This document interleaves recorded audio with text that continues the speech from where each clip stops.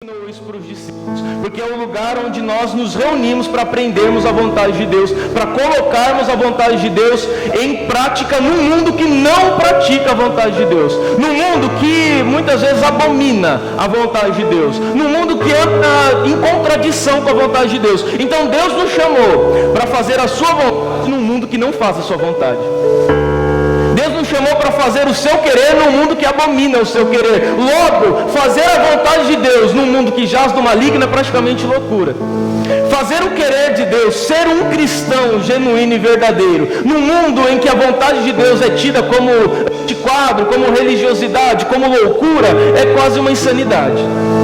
É uma loucura a partir desse princípio. Mas a igreja é a comunidade fundada por Cristo, por pessoas que desejam fazer a vontade de Deus. Da mesma forma como a vontade de Deus é feita no céu, ela precisa ser feita na terra. E ela só vai ser feita na terra se pessoas como nós dermos essa condição, nos colocarmos nessa condição de sermos realizadores da vontade de Deus, de sermos praticantes da sua palavra. Deus nos chamou com um propósito. E você está aqui com um propósito. O propósito que você tem de estar aqui é de ser um praticante da vontade de Deus. Foi assim que Jesus ensinou os discípulos a orar: que a sua vontade seja feita na terra, da mesma forma que a sua vontade é feita nos céus. Da mesma maneira, com o mesmo objetivo, com a mesma veemência, que a sua vontade seja feita. Então, a igreja é a comunidade que acolheu a vontade de Deus. A igreja é a comunidade que acolheu a vontade de um rei chamado Cristo, chamado Jesus, para viver dentro dos princípios do seu reino, mesmo que isso seja contraditório ao mundo, mesmo que isso seja uma loucura. Porque o que a Bíblia nos ensina, meus irmãos, é que o cenário do fim é um cenário catastrófico. Ela não nos ensina que as coisas vão melhorar, mas ao contrário disso, ela nos ensina que as coisas vão piorar, porque o cenário do fim, que é o cenário que nós vivemos, é um cenário catastrófico. A Bíblia diz que nos últimos tempos os homens maus governariam. Ela diz que nos últimos tempos o amor das pessoas se esfriariam, a ponto do próprio Cristo dizer e se indagar se de quando ele retornar, se ele ainda vai encontrar fé na terra. Porventura, quando vier o Filho do Homem, encontrará fé na terra, porque o cenário será tão catastrófico, tão destrutivo, que as pessoas vão perder o sentido do que é verdadeiramente ter fé em Deus. Porque a nossa fé hoje é substituída por uma crença, e substituída por uma crença que é vazia de valores, que é fraca em relacionamento. Nós tiramos a fé, que é conhecer Deus, e substituímos por uma crença, que é acreditar, que é depositar crédito em Deus, esperando que Ele faça algo em favor da gente. Por isso que Jesus ele disse que a grande crise que nós vamos viver no final dos tempos é uma crise de fé. Quando vier o Filho do Homem, porventura encontrará fé genuína, verdadeira, aquela fé com qual eu não sou o único beneficiário dela, porque é uma fé que subsidia, é uma antifé, não é uma fé verdadeira, não é uma fé genuína. Quando eu sou o único que tira o proveito da minha fé, ela não é fé, ela é uma antifé, ela é inexistente, ela é anticristo, ela é antibíblica, ela é anticristianismo. Porventura, quando o Filho do Homem vier, será que ele vai encontrar fé? Esse é o cenário dos últimos tempos. Homens maus, homens sem amor, pessoas que não amam um ao outro, pessoas que não respeitam os outros, pessoas que não cuidam uma das outras, pessoas que não se relacionam umas com as outras. Então a ideia de existir da igreja, o princípio de existência da igreja é que se você quiser saber como seria um mundo onde a vontade de Deus é praticada, então venha e veja. A ideia da igreja, o que Jesus ensinou os discípulos a orar é justamente isso. Se você quiser conhecer um mundo onde a vontade de Deus é feita da mesma forma que ela é feita no céu, então venha e veja. Esse é o princípio. Porque a igreja é uma comunidade de pessoas que realizam a vontade de Deus. Então, se você quiser saber como seria um mundo onde Deus fosse governante, entre em uma igreja. Esse é o conceito da igreja. Esse é o sentido da igreja existir. Você quer saber como seria um mundo que Deus fosse o governante? Entre numa igreja, que aí você vai perceber como seria um mundo governado por Deus. É isso que Jesus está dizendo na oração. Que a sua vontade seja feita na terra da mesma forma que é no céu. Então vocês vão ver um governo, vocês vão ter ideia de um mundo que é governado por Deus. Esse deveria ser o princípio da igreja, o fundamento da igreja. Porque a igreja é uma comunidade cujo qual Deus governa. Ela não é uma instituição regida por homens. Ela é uma comunidade que Deus governa, que os princípios de Deus governam, que os preceitos de Deus falam mais alto. Então, se você quiser saber como seria um mundo governado por Deus, entra numa igreja. Venha e veja. Esse deveria ser o princípio da igreja. Mas sejamos sinceros. Sejamos sinceros conosco. Vamos ser sinceros uns com os outros. Não conseguimos ver. Eu não consigo enxergar um governo de Cristo de acordo com os preceitos que nós temos, de acordo com as comunidades que nós temos, de acordo com a eclésia que nós desfrutamos. Eu não consigo enxergar o conceito de Deus. Eu não consigo ver Deus no governo. Porque eu não consigo imaginar Deus sendo mesquinho. Eu não consigo. Você consegue? Eu não consigo imaginar Deus sendo egoísta. Você consegue imaginar Deus sendo egoísta? Eu não consigo, porque a Bíblia diz que Ele deu o seu único filho para morrer no nosso lugar. Então eu não consigo imaginar Deus egoísta. Eu não consigo imaginar Deus preocupado apenas consigo e não preocupado com os outros. Eu não consigo, isso é incabível para mim. O meu raciocínio não alcança isso. Então, sendo assim, eu não consigo enxergar o governo de Deus nas nossas comunidades. E a nossa comunidade então perde o sentido. Porque o sentido da comunidade é expressar para o povo como seria um mundo governado por Deus. Então, se as pessoas lá fora querem saber como que é um mundo governado por Deus, venham na igreja e vejam. Só que se elas vierem na igreja hoje, elas não verão isso. Elas não verão como é um governo divino, como é um ajuntamento de pessoas cujo qual Deus é o único líder. Elas não verão isso. Mas elas verão homens sem compromisso. Elas verão pessoas truculentas. Elas verão pessoas que querem tirar proveito uma das outras. Elas verão pessoas que vivem de misticismo. Elas verão pessoas que não se importam umas com as outras. Se as pessoas de lá de fora olharem para as nossas comunidades, para as nossas igrejas, elas não verão o governo de Cristo.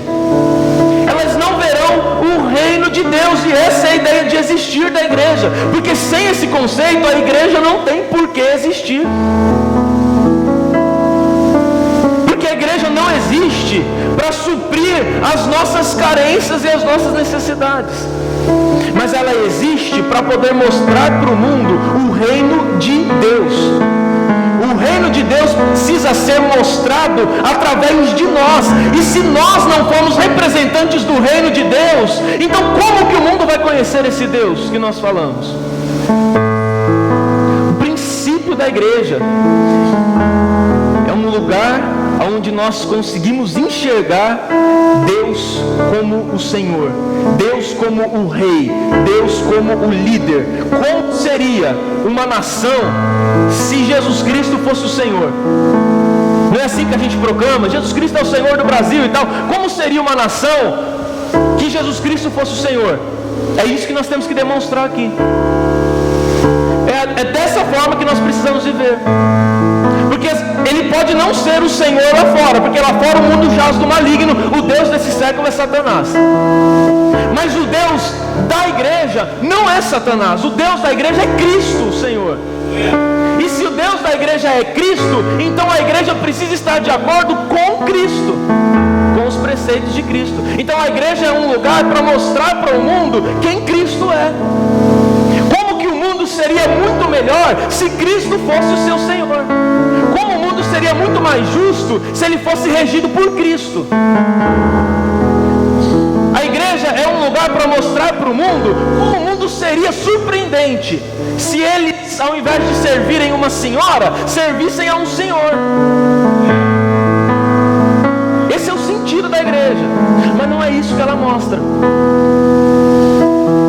Não é isso que ela mostra, não é isso que nós mostramos. Nós mostramos ao contrário disso. Nós mostramos para o mundo que vale muito mais a pena eles continuarem da forma que eles estão. Porque aqui, embora nós proclamamos Cristo como Senhor, nós ainda praticamos corrupção. Pastor, eu não faço corrupção. Lógico que fazemos. Produtos pirata, TV a cabo que Jesus não está no negócio.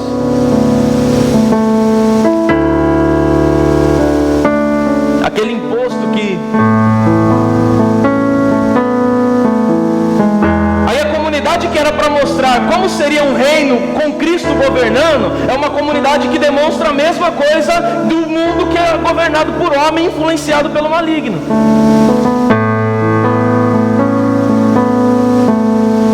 Uma vez conversei com uma pessoa atrás, não é nem daqui, é de outra comunidade que eu pastoreava. E a filha dela estudava e tinha aquele cartãozinho de estudante, sabe? E aquele cartãozinho de estudante paga meia no ônibus, paga metade porque é cartão de estudante. Aí teve um dia que ela veio falar pra mim, ela falou: pastor, onde eu vou? Eu vou com esse bilhete aqui da minha filha, que ela é estudante, eu não sou, então eu pego esse cartão aqui e pago meia com o bilhete dela. Eu falei assim: irmã, faz isso não. Eu falei: porque a senhora não estuda, faz isso não. Mas por que? Só porque eu não estudo? Eu falei: porque isso é corrupção, mulher. Depois você reclama que o Brasil está uma roubalheira, mas isso começa dos 2,30. Nem é 2, quanto que é a passagem do ônibus que eu nem sei? 3,50. Meu Deus, R$4, isso aí é um assalto à mão armada quase.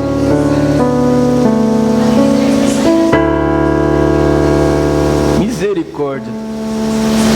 Então o roubo começa quando eu quero deixar de pagar 4 para pagar 2. Só muda a quantidade de cifras. Eles afastam, eles desviam milhões, nós desviamos pouquinho, mas é o mesmo princípio corrupto. Só que a igreja é a comunidade que tem que mostrar para o mundo como o mundo seria se Deus fosse o seu Senhor.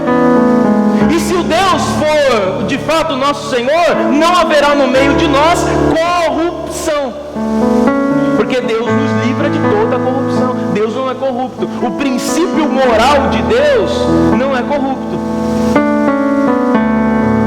Então qual que é o nosso sentido?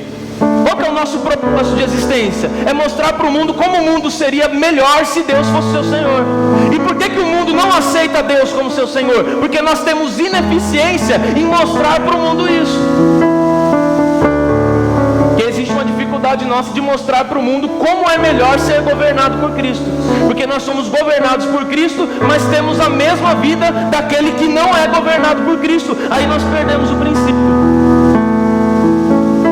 Aqui é um lugar onde as pessoas abrem mão da sua vontade para fazer a vontade de Deus. É o que Jesus está ensinando na oração do Pai Nosso: que seja feita a tua vontade.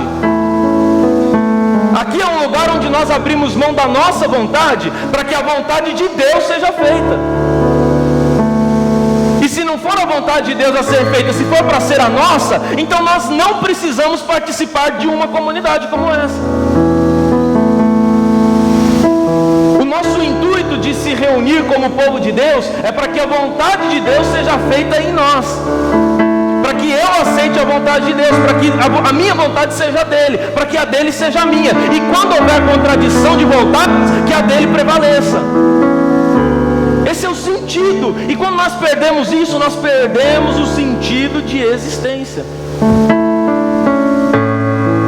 Aí se nós formos lá para o tempo de Cristo, eu falei mais ou menos isso aqui quinta-feira, o reino de Cristo, ele estava em constante atrito, em constante confronto com o reino de César. Porque existiam dois reinos no tempo de Cristo. Existia o reino de Deus, que Cristo veio anunciar, e o reino de César, que era o Império Romano, que era dominante na época, inclusive que colonizava Israel. Israel era uma colônia agora de Roma. Os soldados romanos estavam ali para poder tirar do povo, para poder usurpar do povo, para poder cobrar impostos daquele povo. Então aquele povo, tudo que eles trabalhavam, eles tinham que separar uma quantia para dar para o Império Romano, porque existia um império que dominava tudo, e esse império era o Império Romano. O Império Romano era o império da vez, e César era o cara, porque ele dominava tudo. No entanto, que ele tinha status de Salvador, de Messias. César era o Messias, César era o Senhor, César era tudo que eles tinham, porque ele era o imperador. E dentro do reino de César, nasceu alguém, uma mulher foi cheia do Espírito Santo e concebeu à luz a uma criança que veio implantar na terra o reino de Deus. Só que o reino de Deus veio ser implantado dentro do reino de César. Então o reino de César não deixou de existir. Ele veio e dentro do reino de César implantou o reino de Deus. E o reino de Deus, então, representado por Cristo, vivia em confronto direto com o reino do César, que era representado pelo imperador. Aí eu pergunto para você, por quê? Eles não podiam viver numa harmonia muito boa? Podia ou não podia? Sejamos sinceros. Eles não podiam viver numa harmonia? Você tem o seu reino, eu tenho o meu, e a gente vive tranquilo, a gente vive em harmonia. Mas por que eles viviam em atrito constante? Por que eles não viviam numa harmonia? Porque as pessoas tiveram tanta dificuldade de ter uma total adaptação ao reino que Cristo veio implementar? Por que os próprios discípulos de Jesus tiveram dificuldade de entender o conceito de reino de Deus? Por que as pessoas tinham tanta dificuldade de entender aquilo que Jesus estava dizendo? Por que as pessoas tiveram tanta dificuldade de aceitar o reino que ele estava estabelecendo? Porque o reino que ele estava estabelecendo estava dentro de um outro império, e as pessoas estavam corrompidas por aquele império, pelo Império Romano. E quando Cristo veio anunciar o reino de Deus, as pessoas não queriam ouvir a respeito do reino de Deus, porque elas estavam acostumadas com o reino de César. E o reino de César era um reino opressor, e o reino de Cristo era um reino libertador. Só que muita gente não sabe lidar com a liberdade. Quando você for estudar história, por exemplo, você vai ver lá quando foi assinado aquela, como que chama aquela carta que deu, a carta de alforria, que deu libertação para os escravos, acabou o tempo da escravatura, acabou a escravidão. Quando foi assinada a carta de alforria, muitos escravos não saíram da senzala. Sabe por quê? Porque eles olharam assim e disseram, puxa, agora nós somos livres, mas nós vamos fazer o que com essa liberdade? Eu não sei usar a minha liberdade, eu nunca fui livre, não sei o que fazer. Eu já sei, Senhor, eu posso continuar aqui trabalhando para você? Você não é mais escravo, mas eu quero continuar sendo, porque eu não sei viver de outra forma. Então as pessoas oprimidas pelo reino de César, quando Cristo veio trazer libertação, eles não conseguiam aderir àquilo, eles não conseguiam viver a liberdade que Cristo veio lhes libertar. Então eles gostavam de viver sobre a opressão, sobre o braço de ferro de Roma. Eles gostavam da obrigatoriedade, eles gostavam da chibata. Aí veio Jesus e falou assim, gente, vocês não precisam disso. Nós estamos vivendo aqui o reino de Deus, eu vim trazer o conceito do reino de Deus. Vocês são livres, vivam a liberdade com qual Cristo vos libertou. Mas as pessoas tinham total dificuldade de entender o conceito do reino de Cristo. Você quer ver uma coisa que mostra essa dificuldade que os próprios discípulos tinham de compreender? Em Lucas 18, Jesus ele fazia uma caminhada, uma passeata, uma marcha. Olha só, fazia uma marcha com uma multidão a caminho de Jericó. Uma multidão a caminho de Jericó seguindo Jesus, e Jesus na frente daquela multidão, e todo mundo caminhando atrás de Jesus, e vibrando, porque Jesus estava com eles ali.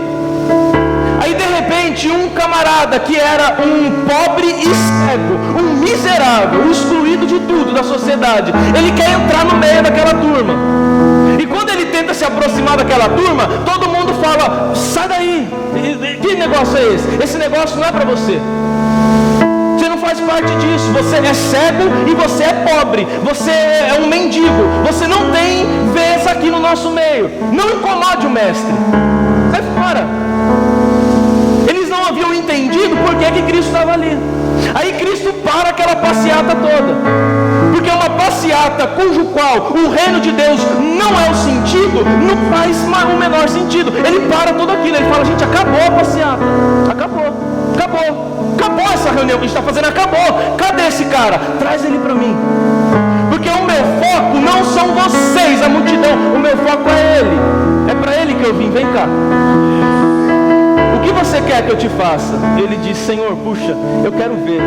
Olha o desejo dele. Ele só queria ser igual a todos os outros, porque todos os outros viam, ele não. Senhor, eu quero ver. Jesus interrompeu todo o evento que ele estava fazendo por causa de uma pessoa que era um mendigo, que era um pobre, que era um coitado, que era um miserável, que ninguém queria saber dele, mas Jesus estava interessado nele.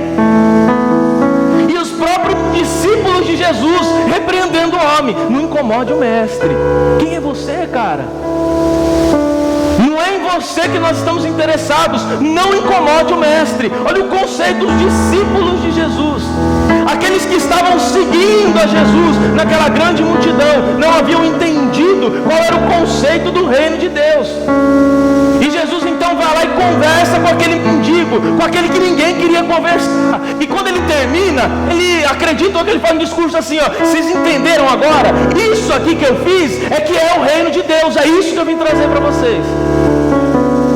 É isso aqui que eu vim fazer. Eu vim cuidar daqueles que ninguém quer cuidar. Eu vim abraçar aqueles que ninguém quer abraçar. Eu vim alimentar aqueles que ninguém quer alimentar. Eu vim abraçar aqueles que ninguém quer abraçar. É isso que eu vim fazer. Vocês entenderam? Que se vocês não entenderam, não adianta vocês ficarem me seguindo em multidão. Porque esse é o meu conceito. Há um paradigma no Novo Testamento, há uma coisa que dá um nó na nossa mente, que o reino de Deus dá os seus sinais para o fraco, para o pobre, para o leproso, para o cego, para o coxo, para o amaldiçoado, para a mulher samaritana, para todo o povo desprezado, todo o povo que a sociedade desprezava. E isso é um paradigma, porque não é isso que nós queremos, não é essa a nossa visão. Por isso que existe um paradigma no Novo Testamento que Cristo, o próprio Senhor, criou. Enquanto o clero da igreja estava de olho nos poderosos, Cristo estava de olho naqueles desprezíveis, naqueles que ninguém queria saber. E isso dá um brolho na gente. Você quer ver uma coisa? Se nós olharmos para a parábola do rico e do Lázaro, por exemplo, olha como Jesus é esperto, muito esperto, eu diria. Porque só o pobre Lázaro é que ganhou um nome na parábola. O importante rico nem nome ganha, de tão importante que ele era. Nem nome ele ganha, chamam ele de rico. E o pobre, que talvez ninguém conhecesse o seu nome, Jesus dá um nome para ele, mostrando que ele é o foco, ele é importante. É o Lázaro. O rico tem nome, o Lázaro não. E o rico da parábola, ele é tão prepotente, ele é tão arrogante, que mesmo no inferno, já condenado no inferno, ele ainda acha que Lázaro deveria servi-lo. Porque ele diz: manda Lázaro vir aqui e me trazer água. Ele ainda queria dar ordem para o Lázaro, achando que mesmo no inferno, ele ainda era o senhor do Lázaro. Porque o rico viveu a vida inteira com esse conceito de que o pobre é o serviçal. Ele viveu a vida inteira pensando de que o pobre é aquele que arruma a mesa e depois tira a mesa e só come depois que todo mundo comer. Ele passou a vida inteira com esse conceito, e mesmo no inferno ele ainda continua dizendo isso. Aí vem Jesus e diz para eles: olha, o reino de César é um e o reino de Cristo é outro. Não confundam as coisas. O reino de César é um e o reino de Cristo é outro. Não confundam as coisas. Você quer ver uma coisa? Quem fazia parte do reino de Cristo? É só dar uma olhadinha no Novo Testamento. Quem fazia parte do reino de Cristo? Não eram as esposas dos fariseus. As esposas dos fariseus, dos homens importantes, não faziam parte do reino de Cristo. Não era Salomé, não era Herodias. Quem fazia parte do reino de Cristo eram as prostitutas, eram as viúvas, era a mulher samaritana, era aqueles que ninguém queria nada com eles. Essas mulheres faziam parte do reino de Cristo. As mulheres da alta não faziam. A gente para perguntar por quê. Pilatos não estava no reino de Cristo. Os importantíssimos sumos sacerdotes, Anás e Caifás, não estavam no reino de Cristo. Mas quem estava no reino de Cristo? O ladrão da cruz. O ladrão estava no reino. Anás e Caifás, que eram sacerdotes, não estavam. São dois reinos. Jesus coloca essa condição para o povo. São dois reinos: o reino de César e o meu reino, o reino de Cristo. Aí vem o apóstolo Paulo depois, 1 Coríntios 1. Eu adoro esse capítulo. 1 Coríntios 1, 26. Diz assim, ó: irmãos, pensem no que vocês eram quando foram chamados. Poucos eram sábios, segundo os padrões humanos, poucos poderosos, poucos nobres de nascimento. Mas Deus escolheu as coisas loucas do mundo para envergonhar os sábios, e escolheu as coisas fracas do mundo para envergonhar as fortes. Ele escolheu as coisas insignificantes do mundo e as desprezadas e as que nada são, para reduzir a nada aqueles que são, para que ninguém se vanglorie diante dele. O apóstolo Paulo estava tratando da lógica do reino de Cristo. Quando ele escreveu isso, ele estava tratando da lógica do reino. Ele estava dizendo: a lógica do reino é diferente da lógica, a lógica do reino de Cristo é diferente da lógica do reino de César. O reino de César dá ênfase a isso, o de Cristo aquilo. O de Cristo são aqueles que não são aqueles que são. O de Cristo são aqueles que não podem, não aqueles que podem. Ele começa a tratar da lógica do reino de Cristo. Você quer ver uma coisa? Quem é o poderoso? O crucificado ou aquele que crucifica? Quem é o poderoso? É aquele que foi crucificado ou aquele que crucificou? Pela lógica do mundo, o poderoso é aquele que crucificou. Aquele que crucificou é poderoso. Mas pela lógica do reino de Deus, o poderoso é o crucificado. O verdadeiro poderoso é aquele que foi crucificado e não aquele que crucificou. E esse é o paradigma do reino de Deus. É o César com o seu poder e Cristo com o seu amor. É a distinção dos dois reinos. É um com o seu poder e o outro com o seu amor. É o César mostrando o seu poder, aquilo que ele pode, e Cristo mostrando o seu amor, aquilo que nós podemos juntos através do amor. Esse é o impasse entre eles. É o César com suas imposições e o Cristo com as suas lições. Porque o que nos constrange, segundo a Bíblia, não é o poder de Cristo. O que nos constrange é o amor de Cristo. O amor de Cristo nos constrange. Não é o poder de Cristo que nos constrange. Porque quem vive constrangido por poder quer sempre mais para si mesmo. Quem vive constrangido pelo poder quer mais para si mesmo. Agora, quem vive constrangido pelo amor, ele sempre quer mais para o outro. Quem vive constrangido pelo amor quer mais para o outro. Quem vive constrangido pelo poder quer mais para si mesmo. Quem vive de poder quer sempre mais para si. Quem vive de amor quer sempre mais para o outro. Aí deixa eu fazer uma pergunta para você. Você tem me ouvido falar disso com muita frequência. De qual reino você faz parte?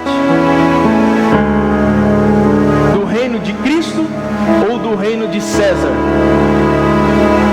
Porque o reino de Cristo é o reino de amor, e o reino de César é o reino de poder.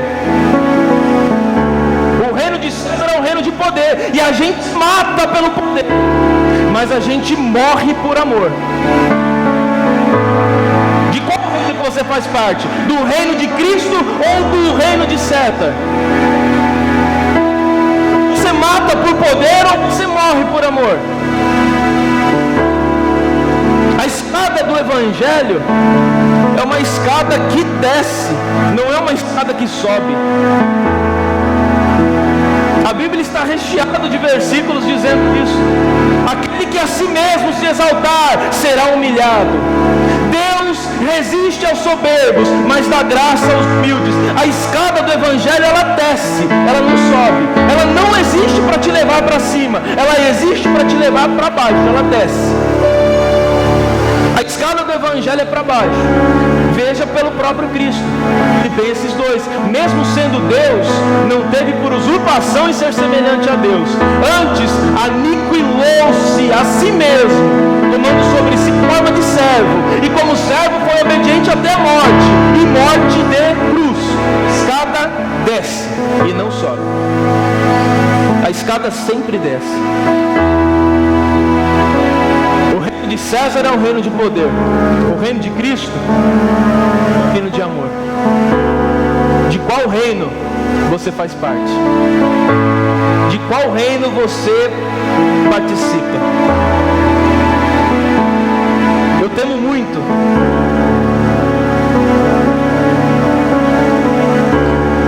e eu temo muito, eu tenho dito isso para vocês aqui com frequência. Eu temo muito pelo movimento religioso brasileiro. Eu temo muito, muito, muito, muito. Pelo qual ele é vendido a César. E quão pouco ele é comprometido com Cristo. Eu temo pela influência de César nos dias de hoje. Vou contar uma coisa para vocês. Eu fui treinado como pastor para poder servir o reino de César e não o reino de Cristo. O treinamento que eu recebi foi para servir o reino de César e não para servir o reino de Cristo.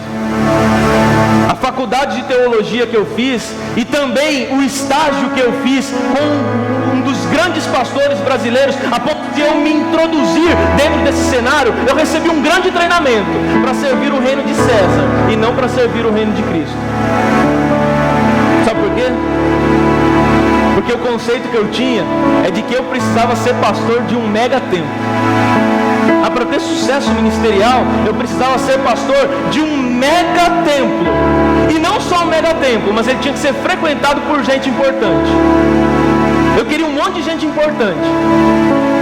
Eu queria empresário frequentando a igreja que eu pastoreava. Eu queria vereador, eu queria político. Eu queria todo mundo frequentando a igreja. Porque foi assim que eu aprendi. Eu aprendi a servir César. Eu não aprendi a servir o reino de Deus. Eu precisava me envolver em grandes eventos. Eu precisava arrebatar multidões. Eu precisava pregar em grandes congressos. Eu precisava de tudo isso. Isso era uma necessidade do meu ego. Eu precisava pregar em grandes congressos. Eu precisava pregar em vigílias que tinha multidões, tinha muita gente. Porque se tivesse pouca gente, eu não ficava feliz. Eu não conseguiria me satisfazer. Eu precisava do reconhecimento das outras pessoas para tudo que eu fazia. Eu precisava me promover. Sabe por quê? Porque eu aprendi a servir o reino de César e não a servir o reino de Cristo. E sabe qual é o problema hoje? O problema é que nós formamos pessoas para servir o reino de César e não para servir o reino de Cristo. Nós formamos pessoas que querem cada vez mais para si, que estão cada vez mais em cima, que fazem parte da prateleira de cima, que são intocáveis, que são tudo isso. Nós formamos pessoas para servirem o reino de César, não para servir o reino de Cristo. Eu iniciei o ministério possuído pelo Espírito de César, porque só esse era o meu objetivo. Você acha que eu abraçava uma pessoa que estava mal cheirosa? Mas de jeito nenhum. Você acha que eu pregava em igreja que tinha pouca gente? Mas de jeito nenhum. Que isso? Porque isso não é sinônimo de sucesso. muitas vezes é sucesso.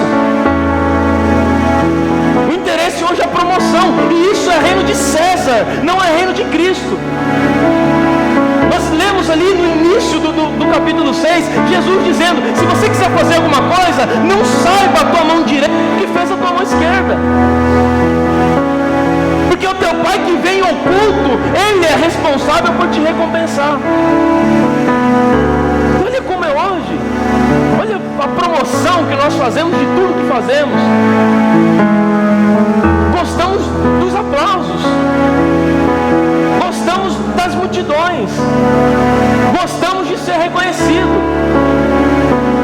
gostamos de mostrar nossa cara. Esse é o resultado. Por isso que eu amo pelo evangelicalismo brasileiro, porque é isso que nós formamos.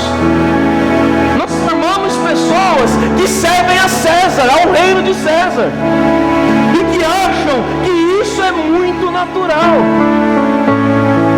Ninguém hoje quer uma igreja com os pés sujos de lama. Ninguém hoje quer ter uma igreja que é frequentada por pobres. Ninguém hoje quer ter uma igreja que é frequentada por pessoas problemáticas, que é frequentada por pessoas que têm problemas no seu casamento, que têm problemas na família. Essa não é a alta, porque isso dá trabalho. Ninguém hoje quer saber da mulher que separou do marido, porque a mulher que separou do marido dá trabalho pra gente. A gente tem que orar por ela, a gente tem que chorar por ela de madrugada, a gente tem que conversar, tem que aconselhar. Então o ideal é que essas pessoas não estejam aqui. Ninguém hoje quer os pobres, os humilhados pela sociedade. Somos nós lá seguindo Jesus e os pobres gritando e a gente dizendo: não incomode o mestre. Somos nós. Nós somos os discípulos naquele instante. Não incomode o mestre. O que você está gritando? Não incomode o mestre. Não é para você isso. Isso é para a gente, não é para você. São as pessoas gritando, as pessoas dos becos, das favelas, das comunidades, daqui da região onde nós estamos inseridos, gritando, e a gente dizendo: não incomode o mestre. Somos nós. Somos nós no lugar desses discípulos. E em muitos lugares ainda é um escândalo quando uma pessoa problemática entra na igreja. Quando entra, sei lá, uma pessoa com tatuagem, uma pessoa com brinco, uma pessoa com cabelo arrepiado, ainda é um escândalo para muita gente. Muita gente ainda olha e fala: aqui não é lugar dela, aqui não é lugar dele. Que isso? Aqui é lugar do que então? De gente santa? Lugar de gente santa é no céu. Aqui é lugar de gente pecadora. Aqui é lugar de pessoas que querem ter uma nova vida em Cristo. Mas ainda pra gente é um problema receber pessoas assim. Ainda pra gente é um problema receber pessoas que são diferentes de nós, diferentes dos nossos conceitos. A gente ainda tem esse problema. A gente ainda está gritando: não incomodes o mestre. A gente está gritando isso aí, a gente está gritando muito alto. Nós criamos um conceito de show business gospel. Olha onde nós chegamos. Nós temos um show business gospel, com pregadores e cantores com grande talento que cobram um absurdo para frequentar os nossos cultos. E sabe o que nós fazemos? Achamos isso barato. Nós amamos isso. Nós amamos isso, porque nós somos responsáveis por criar um show business gospel. Então nós gostamos quando vai vir um pregador aqui que cobra 20 mil reais para pregar uma palavra. Nós achamos o máximo ir para um lugar, para um evento, para um show, onde aquele cara que está ali cantando cobrou 100 mil reais para cantar. Nós achamos o máximo. É o nosso business gospel. A única diferença é que é gospel e é para Deus, né? É para Jesus. Nós adoramos isso, isso faz parte da gente. Nós amamos essas coisas.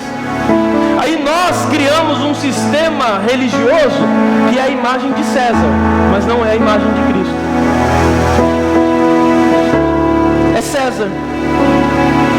É a imagem de César. A comunidade da igreja, a comunidade que é a imagem de César, ela é bem sucedida, ela é próspera, ela cresce, que é uma beleza, ela tem testemunhos, todo culto tem testemunho, que ela cresce, ela prospera, ela multiplica, ela vira uma potência, ela arrebata multidões. A comunidade de César arrebata multidões.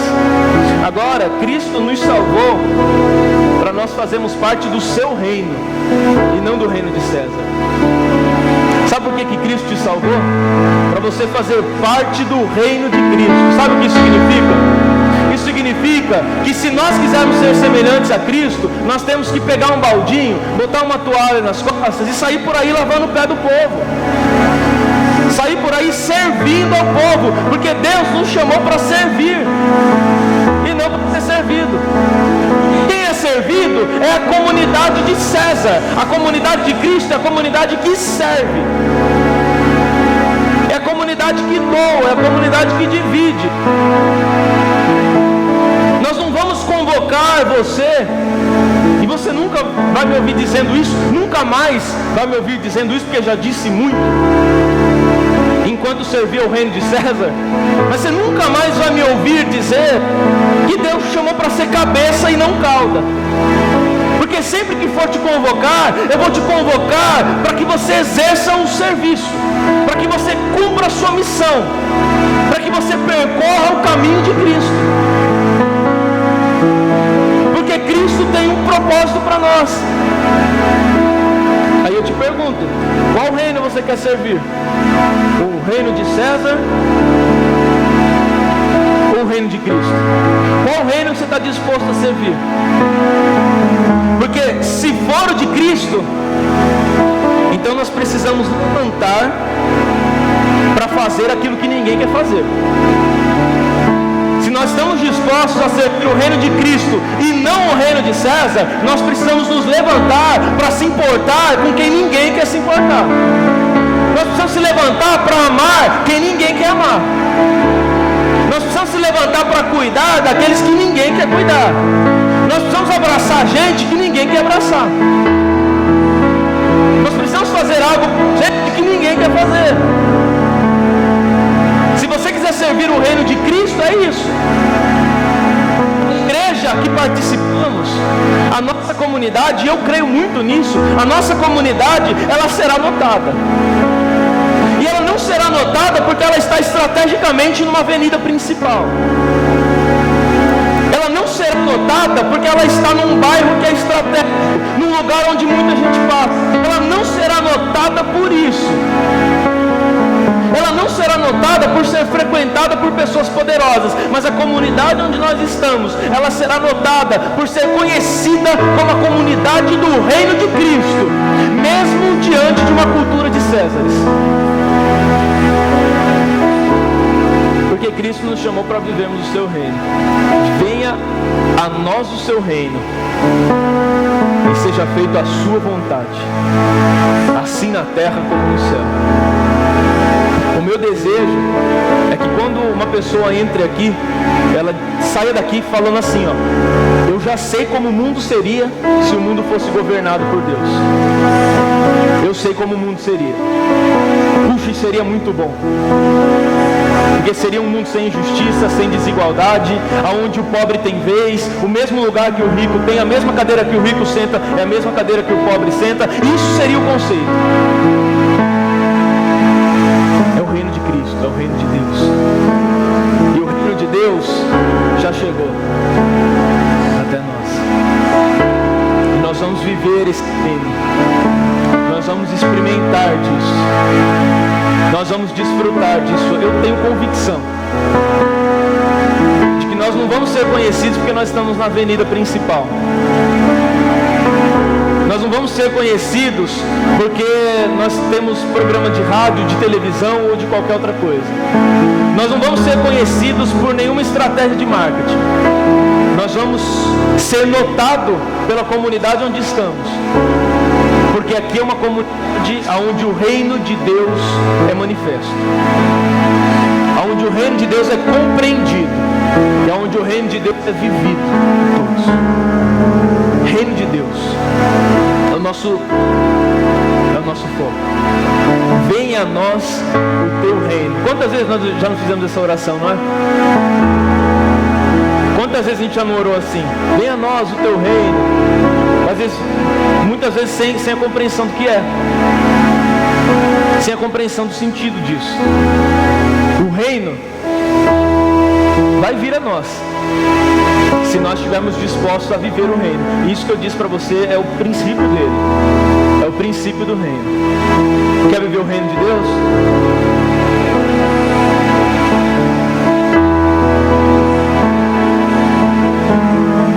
Ou o reino de César? Mas se você quiser viver o reino de César, quando terminar aqui eu te indico lugares. Você não vai nem precisar andar muito. Mas se você quiser viver o reino de Cristo, se você quiser viver o reino de Deus, fazer parte do reino de Deus, eu quero dizer uma coisa para você. Você vai andar em contrassentido ao povo lá fora. E você vai muitas vezes em contrassentido aos religiosos lá fora. Estabelecer o reino de Cristo é muitas vezes arrumar encrenca com os próprios cristãos. Aliás, é na sua grande maioria arrumar encrenca com os próprios cristãos. Você sabe quem foi que crucificou Jesus? Quem crucificou Jesus foram os religiosos, não foram os incrédulos. Quem crucificou Jesus foram os religiosos da sua época. Anás, Caifás. Eles que crucificaram Jesus. E viver o reino de Deus é se opor contra essa cultura abominável de evangelicalismo que existe lá fora. Porque só existe essa cultura. Só existe essa loucura. Porque nós não temos muitas vezes sentido do reino de Deus. Estamos servindo o reino de César.